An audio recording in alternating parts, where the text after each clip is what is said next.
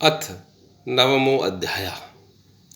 श्री भगवान बोले, तुझ दोष दृष्टि रहित भक्त के लिए इस परम गोपनीय विज्ञान सहित ज्ञान को पुनः भली भांति कहूँगा, जिसको जानकर तू दुख रूप संसार से मुक्त हो जाएगा।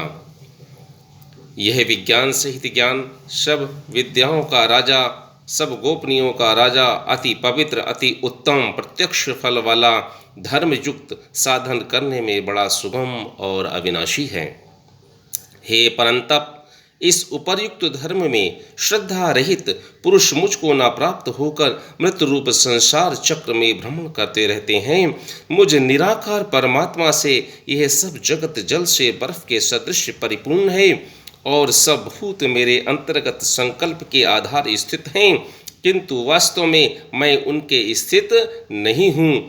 वे सब भूत मुझ में स्थित नहीं हैं, किंतु मेरी ईश्वरीय योग शक्ति को देख के भूतों का धारण पोषण करने वाला और भूतों को उत्पन्न करने वाला भी मेरा आत्मा वास्तव में भूतों में स्थित नहीं है। जैसे आकाश से उत्पन्न सर्वत्र विचरने वाला महान वायु सदा आकाश में ही स्थित है, वैसे ही मेरे संकल्पों द्वारा उत्पन्न होने से संपूर्ण भूत मुझ में स्थित है, ऐसा जान।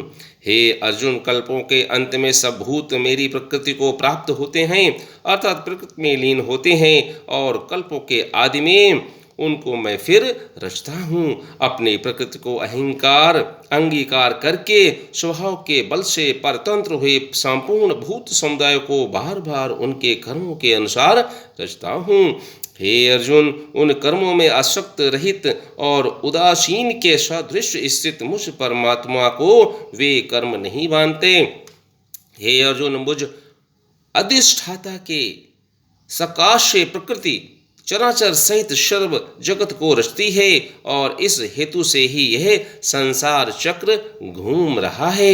मेरे परम स्वभाव को ना जानने वाले मूढ़ लोग मनुष्य का शरीर धारण करने वाले मुझ संपूर्ण भूतों के महान ईश्वर को तुच्छ समझते हैं, अर्थात अपनी योग माया से संसार के उद्धार के लिए मनुष्य रूप में विचरते हुए मनुष्य परमेश्वर को साधारण मनुष्य मानते हैं। वे व्यर्थ आशा, व्यर्थ कर्म और व्यर्थ ज्ञान वाले विक्षिप्त चित्त अज्ञानी जन राक्षसी, आसुरी और मोहिनी प्रकृति को ही धारण किए रहते हैं।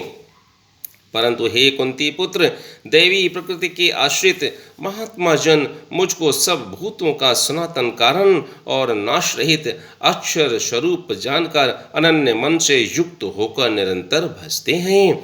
वे दृढ़ निश्चय वाले भक्तजन निरंतर मेरे नाम और गुणों का कीर्तन करते हुए तथा मेरी प्राप्ति के लिए यत्न करते हुए और मुझको बार बार प्रणाम करते हुए सदा मेरे ध्यान में युक्त होकर अनन्य प्रेम से मेरी उपासना करते हैं। दूसरे ज्ञान योगी मुझे निर्गुण निराकार ब्रह्मा का ज्ञान यज्ञ के द्वारा अभिन्न भाव से पूजन करते हुए भी मेरी उपासना करते हैं, और दूसरे मनुष्य बहुत प्रकार से इस मुझ विराट स्वरूप परमेश्वर को पृथक भाव से उपासना करते हैं। कृतु मैं हूँ, यज्ञ मैं हूँ, स्वधा मैं हूँ, औषधि मैं हूँ, मंत्र मैं हूँ, घृत मैं हूँ, अग्नि मैं हूँ, और हवन रूप क्रिया भी मैं ही हूँ। इस संपूर्ण जगत का धाता अर्थात धारण करने वाला एवं कर्मों के फल को देने वाला पितर देने वाला पिता माता पितामह जानने योग्य पवित्र ओम का तथा ऋग्वेद सामवेद और यजुर्वेद भी मैं ही हूँ। प्राप्त होने योग्य परम धाम भरण पोषण करने वाला, सबका स्वामी, शुभाशुभ का देखने वाला, सबका वास स्थान शरण लेने योग्य, प्रत्युपकार न चाहकर हित करने वाला, सबकी उत्पत्ति प्रलय का हेतु, स्थिति का आधार, निधान और अविनाशी कारण भी मैं ही हूँ। मैं ही सूर्य से तपता हूँ, वर्षा का आकर्षण करता हूँ और उसे बरसाता हूँ। हे अर्जुन, मैं ही अमृत और मृत हूँ और सत असत भी मैं ही हूँ। तीनों वेदों में विधान किए हुए सकाम कर्मों को करने वाले, सोम रस को पीने वाले, पाप रहित पुरुष मुझको यज्ञों के द्वारा पूज कर स्वर्ग की प्राप्ति चाहते हैं। वे पुरुष अपने पुण्यों के फलस्वरूप स्वर्ग को प्राप्त होकर स्वर्ग में दिव्य देवताओं के भोगों को भोगते हैं। वे उस विशाल स्वर्गलोक को भोगकर पुण्य क्षीण होने पर मृत्यु लोक को प्राप्त होते हैं। इस प्रकार स्वर्ग के साधन रूप तीनों वेदों में कहे हुए सकाम कर्म का आश्रय लेने वाले और भोगों को कामना वाले पुरुष बार बार आवागमन को प्राप्त होते हैं, अर्थात पुण्य के प्रभाव से स्वर्ग में जाते हैं और पुण्य क्षीण होने पर मृत्यु लोक में आते हैं।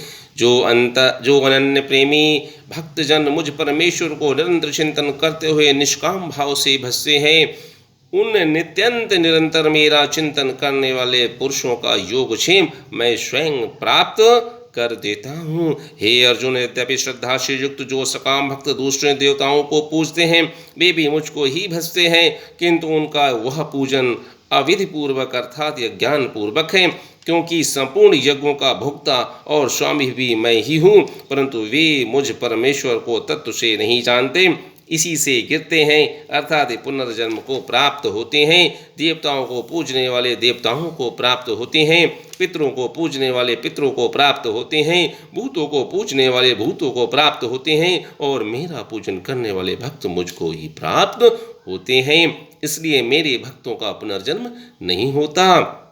जो कोई भक्त मेरे लिए प्रेम से पत्र पुष्प फल जल आदि अर्पण करता है, उस शुद्ध बुद्धि निष्काम प्रेमी भक्त का प्रेम पूर्वक अर्पण किया हुआ वह पत्र पुष्पादि में सगुण रूप से प्रकट होकर प्रीति सहित खाता हूँ।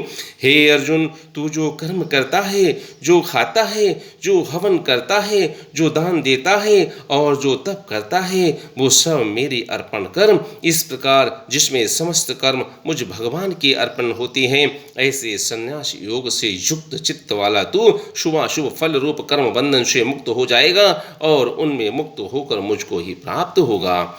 मैं सब भूतों में संभव से व्यापक हूँ, न कोई मेरा अप्रिय है और न अप्रिय है, परंतु जो भक्त मुझको प्रेम से भजते हैं वे मुझ में हैं और मैं भी उनमें प्रत्यक्ष प्रकट हूँ। यदि कोई अतिशय दुराचारी भी अनन्य भाव से मेरा भक्त होकर मुझको भजता है तो वो साधु ही मानने योग्य है, क्योंकि वह यथार्थ निश्चय वाला है, अर्थात उसने भली भांति निश्चय कर लिया है कि परमेश्वर भजन के समान अन्य कुछ भी नहीं है। वह शीघ्र ही धर्मात्मा हो जाता है और सदा रहने वाली परम शांति को प्राप्त होता है। हे अर्जुन, तो निश्चय पूर्वक सत्य जान कि मेरा भक्त नष्ट नहीं होता। हे अर्जुन, स्त्री वैश्य शूद्र तथा पाप योनि चांडालादि जो कोई भी हो, वे भी मेरे शरण होकर परम गति को ही प्राप्त होते हैं। फिर इसमें कहना ही क्या, जो पुण्यशील ब्राह्मण तथा राजऋषि भक्तजन मेरी शरण होकर परम गति को प्राप्त होते हैं,